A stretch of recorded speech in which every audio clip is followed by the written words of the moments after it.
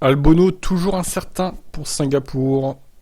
C'est pas facile, mais je vise un retour là-bas. Alors, il y a encore 2 semaines à peu près pour s'en remettre, puisque le Grand Prix de Singapour, c'est pas avant le week-end de dans 2 semaines, hein. Pas la semaine prochaine, hein. N'oubliez pas, il y a une pause assez longue à cause de l'annulation du Grand Prix de Russie, qui n'a pas été remplacé.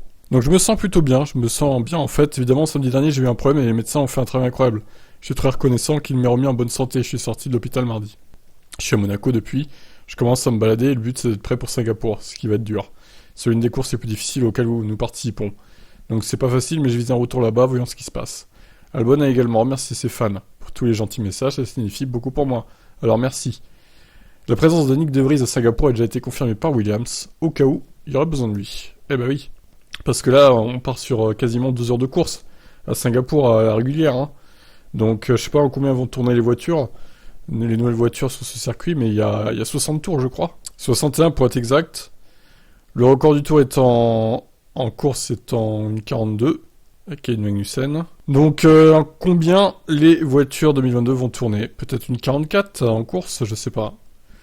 Admettons évidemment qu'il y ait des safety cars également, ce qui peut rallonger la durée de la course, en espérant évidemment que cette fois-ci ça se finisse pas sous safety car, parce qu'il y en a marre que ça se finisse sous safety car quand même. Ça va être long pour le petit Albon, donc espérons qu'il se remette, ou alors qu'il se fasse remplacer par Nick De Vries. S'ils sont pas sûrs, il viendra Suzuka une semaine après au pire.